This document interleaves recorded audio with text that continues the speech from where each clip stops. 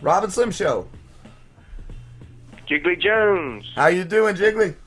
All right, man. What's up? Not much, dude. What are you up to tonight?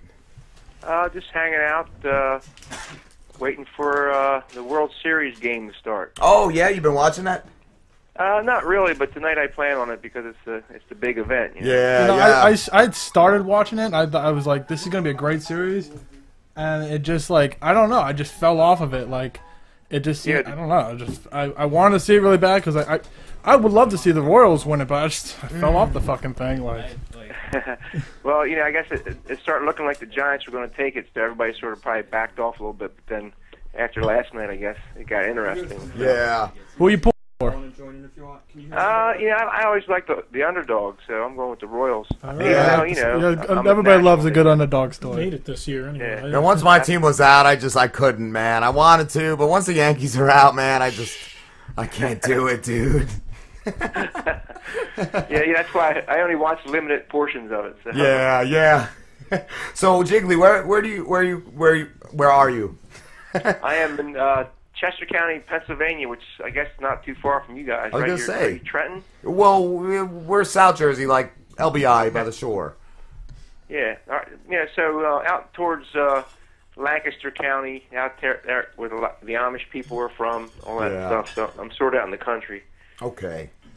And what would you classify your music as? Because Slim was asking me earlier. I said, more like a folk sound. Because he said country, but I thought it was more like a folk sound. Yeah, the country part doesn't come from me. That comes from my my business partners. So yeah. They got to put you into a genre, to sell music and stuff. But I'm not really into that. I'm just into writing music. So whatever comes out, comes out. So I have a problem fitting into any genre, really. I'm sort of in between a bunch of them, but I would say folk rock, maybe a little bit of, if anything, alternative country, Americana, maybe something like that. But it's like a blessing and a curse being stuck in between all that stuff, Yeah. Are you a band or you're just like a solo artist, right? Yeah, solo artist. Yeah. You play like acoustic guitar? When I play live, I play just me and the acoustic, and studio stuff I usually hire session players to come in. So the records are usually full band stuff. Cool. That's the song. Oh, okay. What now I like your quote. I checked out your bio and all. I liked your quote that said, I'm not 18 anymore. Thank God for that. I no longer have to try to fit in. I think that's really cool. Yeah, I mean, it's my first record was called No Spring Chicken, and it was sort of like a poke at the music industry for how they seem to be going younger and younger with people that are getting all the attention. And there's a lot of people out there that are older that have something to say that need to be heard. So a little bit of wisdom in that. But it was sort of a tongue-in-cheek kind of thing. And that was when I wrote that quote. That was based off of the first record that came out. So how old were you when you started? I started a little late in life. I started when I was in my late teens, playing the bass guitar and around town, this and that. And then it was a couple of years later before I picked up the acoustic and started writing songs. So, when I was a kid, I played in things that my mom wanted me to play in, like the elementary school band. I played the clarinet a little bit, and then I sang in the church choir. But then, I did sports and stuff as I grew up, and then I finally got back into playing music when I was in my late teens. So. Okay, that's cool. What You said you had started with the bass guitar and went to the acoustics. Right. Yeah. I've heard when especially with the guitar, I've heard that it's easier actually to start with acoustics and then branch out from there. Did you find any difficulties going from kind of doing it backwards, I guess? Yes. It's still difficult. I was a bass player. I wanted to be a bass player. I didn't plan on becoming a guitar player by any means, or a singer for that matter. As I started writing music, obviously when I picked up the guitar after playing the bass for a few years, I wasn't that good, but I sort of just strummed out a few chords, and I realized I could, put some things together. I didn't want to sing, but on the demos and stuff I did, I sang on that, and I tried to look for a singer. I couldn't find one, so I sort of was forced into doing it myself. So, I went out of my comfort zone with that. But then, years later, performing live, doing it as a solo artist, it's pretty daunting. You feel like you're naked out there, especially if it's not your natural instrument. So I've been doing the live thing now with just me and the acoustic for about 4 years. So I've gotten much better at it. But it's sometimes it's a little scary being out there by yourself. And doing it backwards, I guess in that case, it was sort of difficult. Do you enjoy playing the guitar more than the bass? I do now. Now that I've gotten better at it, and I haven't picked up the bass, and other than recording, I don't really pick it up at all and play it around the house or anything. It just sits there and collects dust. But there's not a lot of songs you can write on the bass that sound real full when you're doing it. So when you got this melodic instrument, the guitar or a piano or something, it's a lot funner to sit there and tinker with it and come up with some sounds and things. So. Were there times in the beginning where you were like, what am I doing? I should be playing bass? Yeah, pretty much every time I play. So you just push through. That's cool. That's what I was. I was a bass player. That's the whole thing that inspired me from the beginning. All my favorite musicians over the years, John Paul Jones and Geddy Lee and all these guys that were bass players. That was what I was about. So for me to move forward, I had to change to a different instrument and start singing. I mean, I wanted to get my music out there, and I couldn't find the right singer. So that's pretty much why it happened that way.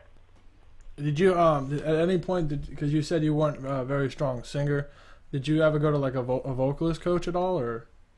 I took lessons for about 2 months from an opera singer, actually. Oh wow. Yeah, I think he was in like Levittown, Pennsylvania, and it was pretty expensive. So he taught me a lot of like exercises and stuff you could do, so you don't like blow your voice out every time you sing. And I still do those exercises, to a point. So it was worth it, but I just couldn't afford to keep going back to them, longer than a month or two. So it was good enough. And then everything else you do, you sort of hope your own personality takes over anyway. So I mean, there's some great songwriters out there that aren't really great singers, but that doesn't really matter, And Neil Young comes to mind. So Bob Dylan too. I can't see, Even Bruce. I can't see Neil Young winning the Voice or American Idol or anything like that, where it's all about vocals. But I mean, this guy is one of the best songwriters in history. So. I love Neil Young, man. Yeah, so there you go. That's cool. Something. Now, what's your latest CD called? It's A Mountain, a Struggle, a Tunnel, and a Light, right? Yes. Okay. Yep. Oh, that's what I was going to ask you. So now that you have been doing like the solo thing, do you think that's what you're going to stick with, or do you think eventually you might join a band or try to still find like a vocalist? Well, I'm going to stick to the vocal thing. That's my niche nowadays. But as far as a full band, I'd love to have a full band behind me. But it's these days it's about having to trim the fat as far as financially and things like that. So I can't afford to pay a full band and play all the time. I'd love to do that, and someday hopefully, I'll be generating enough cash to be able to do that on a constant basis. But I mean, I guess the ultimate goal would be to have a full band. I mean, that would be great. Do you still have a 9-to-5 job? Yeah, I do. I got 3 kids. Me too. So I got to pay the bills. You know? I hear that, dude. And the independent music movement isn't really. It doesn't really pay out a lot of cash sometimes. So it's very inconsistent, I should say.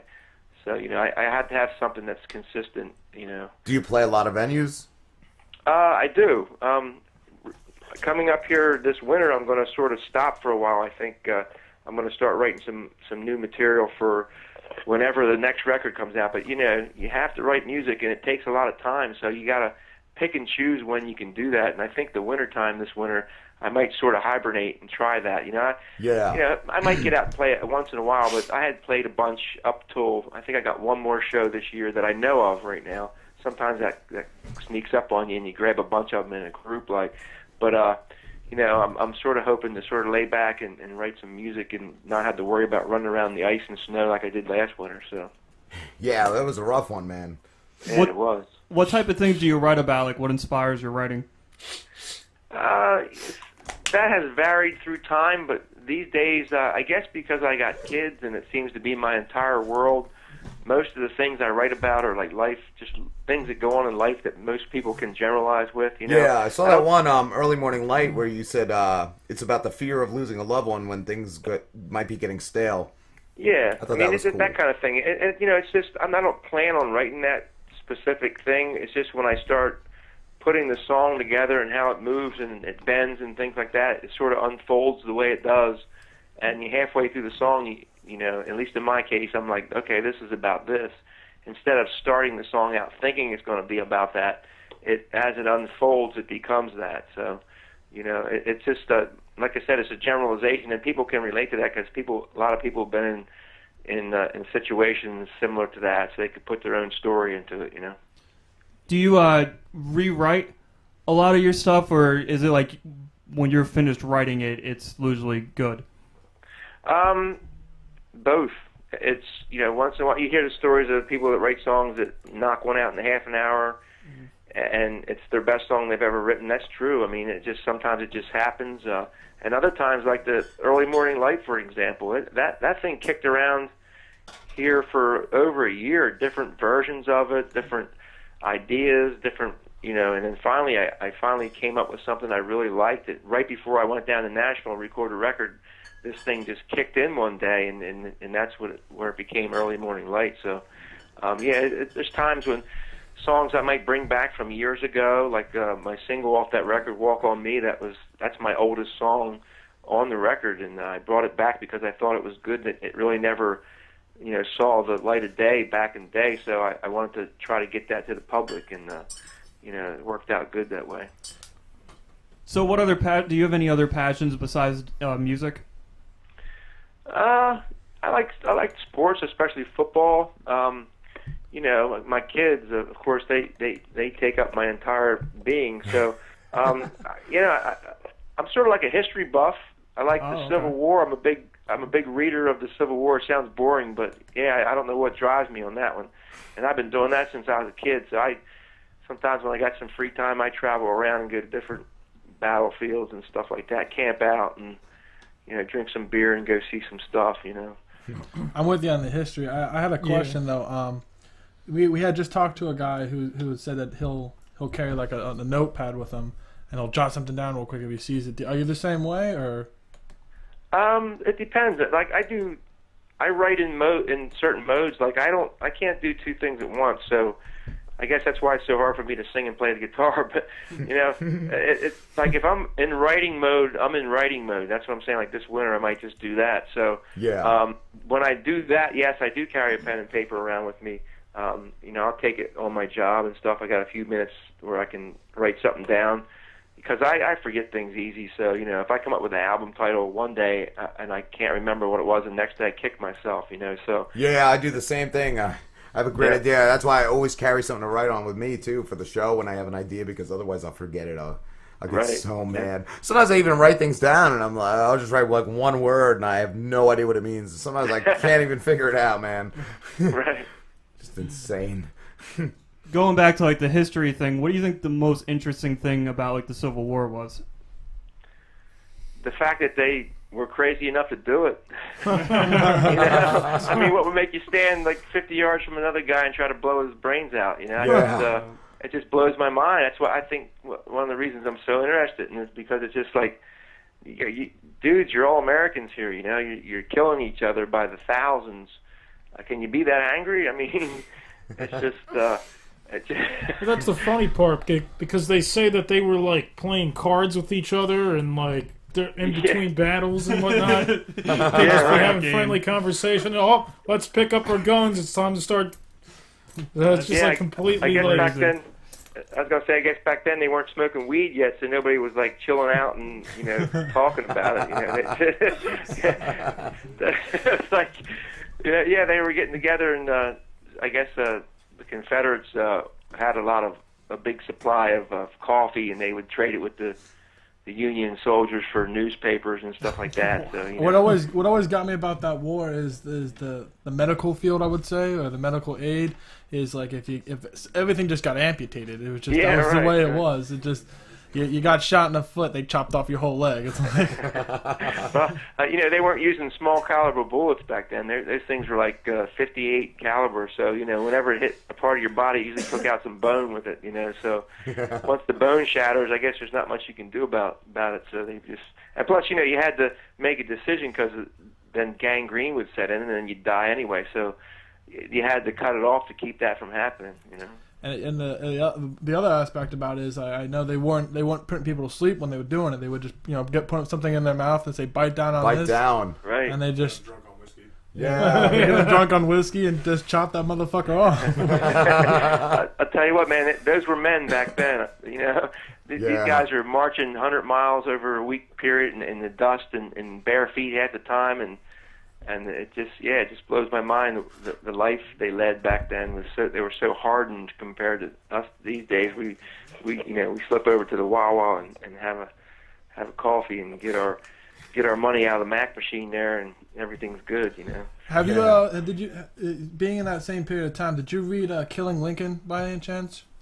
No, I didn't. Nope. It's a book that I think you'd enjoy. It's about that period of time and mostly focuses on his aspect with the Civil War and his views on it, and then how they believe that led to his death. Yeah, was it like based off like a possible conspiracy, that kind of thing? Yeah, a lot. It's a conspiracy too. That's just the way it is nowadays with everything. Right. I didn't want to use that word because people get turned off by that word. But yeah, I remember seeing something that was out about a possible scenario that was different than what they wrote in history books and stuff like that. It's sort of interesting.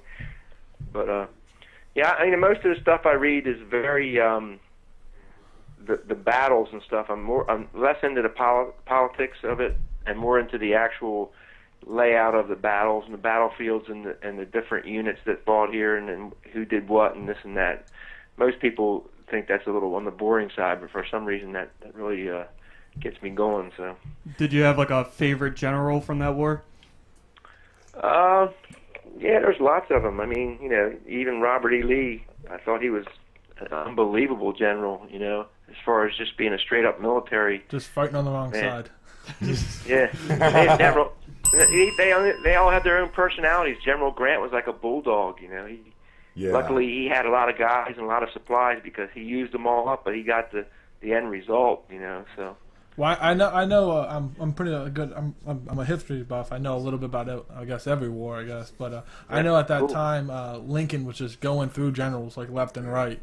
He was right. It seemed like every day there was a new general for him. Wasn't there something too where they burnt down all the communication lines? Like Sherman's just Yeah. Sherman's March. That's what it is. Inland Savannah all the way to the East Coast. They just fucking scorched earth policy. They called it. Yeah. It's called, Right. Scorched earth policy. And Lee was kicking those generals' butts all over, Virginia, so that's why they couldn't find the right guy to face him. But out in the West, Tennessee and Kentucky and all that area, the Union was pretty much ruling the whole thing, and that was mainly because of Grant. So when they moved him back east to fight against Lee head to head, that's when things started changing. So yeah, he was very straightforward, and just kept throwing troops and supplies into it till he finally beat the Confederates down because they couldn't resupply. They didn't have as many guys. So yeah. Now going back, I wanted to ask you too. When you said you're not 18 anymore, and thank God for that. Do you think you could grow up nowadays with the way things are, with the way things are so PC, and they coddle everybody? Like, do you think you could handle that? Because I don't think I could go back. I don't know. Yeah, it is a lot different these days. That's for sure. I think it all has to do with how you're brought up. Yeah. You could be brought up in today's society. Living on a farm, you're going to be a little different than the person that's growing up, down in South Philly or something. Same time, same era, but different mindset. But it just, I think the way you're raised has a lot to do with what you think and stuff. So. Yeah, that's true. Because it just seems like the schools, the jobs, everything, it's just pussificated, Like, they just want you to be nice to everybody, care about everybody. I don't think you should have to be, Like, I raised my kids to be pretty rude, and kids are mean anyway, so they're savages, man. Yeah, they are. They're definitely mean. Yeah, I think it's the age of convenience, more or less. Everything is at the touch of a button, you know. So Yeah. when something happens, like on the highways are crazy. I mean, it's because things can't always be convenient when you're getting from point A to point B. Sometimes I think people get pretty pissed off about that. You know, they can't push a button and be there, and when they get held up somewhere, or someone's going a little slow, or someone's doing this or that, it just seems like everybody's so used to having things as soon as they want it, you know. Yeah, that's just a fast food culture, man. Right. Yeah. I was actually curious, real quick, going back to the sport thing, being like a fan of football and stuff, and you said you have kids. Do you want your kids playing sports, or are you kind of against that? Because I know there's like a big thing with like head injuries and stuff like that. Wow, you know, it's funny you said that, because that's a big issue in my house now, because my son is 3, and I keep, you know, me and him play football in the living room. I get on my knees and stuff, and he knocks my head. This guy knocks my head off, man. He's real aggressive. I don't know if he's going to lose that as he gets older, but my daughters, the 2 older ones, my daughters, they're all like, "You're not playing football when you grow up. You'll hurt your head and all this stuff." And I'm like, you know. So I try to keep him with a tough guy mindset, but not over the top. But you know, he's going to have to make his own decision, and I'm not going to get him into it when he's real young. Yeah. But you know, once he gets to like middle school or something like that, I did that when I was a kid. You know, and I've been knocked unconscious 3 times in my life. Yeah. And you know, I'm only half brain damaged, so you know. I'm still I'm sorry, Matt. I was just gonna say something real quick. I've been playing, you know, baseball with my kids. My older 2 are 6 and 7, and we don't practice with like a real ball, you know. We just use like the soft ones that come with the kids' mitts or like tennis balls. And every now and then I've like missed and like got my older son in the cheek, and like he'll just start crying. And it's not that I don't think it hurts. It's just the shock that he just got slapped with that ball. Like I just feel horrible, man. Yeah, I mean, I guess it's because my own dad, who I trust, just hit me in the face with a ball. Yeah. It's sort of upsetting. I know. Yeah, I know. That's when I apologize. I'm like, dude, I did not mean to do that. Like, it was just a total accident. Like, well, you know, my daughter's one plays softball. She's 10, and the other one runs track and plays soccer. So they do play. They just don't want him playing football because they read about all this stuff and all that. You know, which, you know, I think it's one of those things where it's getting too much attention, but maybe for the right reasons. You just gotta keep your eye out, you know. But you can't. Doesn't mean you gotta stop playing, you know. I know. I'm a huge football fan. I watch college, and if it's football on, I watch it. College football, NFL, doesn't matter. And I know at the lower levels too, they're really taking precaution with it. And like even like the NFL or college football has the targeting rule now. Which I'm sure if you watch, you know, they lead in with their head, they're done, and that's it, and they're done. Right. And they're even not just done for that game, they're done for the next game too, which is they're taking steps to prevent it, and it's just we know about it now, and they're doing the right thing to prevent it. But back then, like when I played, we didn't know about it. There was one month I had 3 concussions. In a month, you know? Yeah. So it's you know, it's like an issue where you're sort of torn between which way to think, you know. And like you said, these new rules and stuff, there's always rules that change, you know. If you look at some of the rules back when the NFL started, you'd be surprised at how ridiculous some of them were, and this, that, and the other. But you know, it's just sort of scary sometimes, especially if it's your own kid. And I can understand that. I'm scared to death of them getting hurt just riding your bike on the driveway, you know. So yeah. Because when I had hit that, like 3 concussions in a month, my mom had actually told me, another one, you're done forever. Wow. You know, because the doctor had told me that I would have had severe brain damage. Actually. Wow. I'm sorry to cut this short. We're having a lot of fun talking to you, but we got a whole band in studio, and we're gonna talk to them for a little bit. So we gotta let you go. Why don't you tell everybody where they can find you, and then we'll let you go. Okay. The easiest thing is my website, JigglyJones.com. So everything that you need to know is on there. You can branch out to all different things, Facebook, all that stuff. So It's all on JigglyJones.com. And what song? I'm gonna play one of your songs in a break. Which one would you like me to play the most off of that CD? I guess "Walk on Me," which is the single. So all right, if you have that one, yep. Awesome, I do. Thank you so much, Jiggly. Sure. Thanks, guys. Not a problem. See you, man. Have a great night. Take care, man. You too. Bye. Bye. This is "Walk on Me" by Jiggley Jones. I'm out in a struggle, a tunnel, a light. We'll be back in 10 minutes with Lost in Translation. Lost in Translation. All right. We'll be back. See you.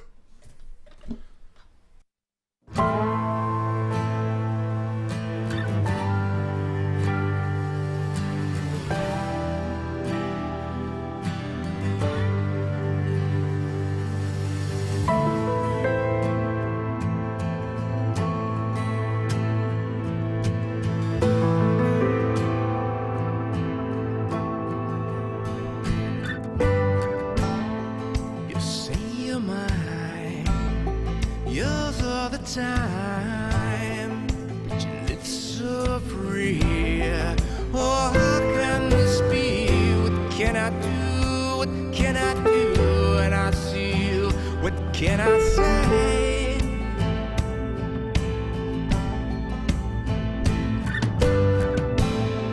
You stand there, that sexy glare, but it's not for me.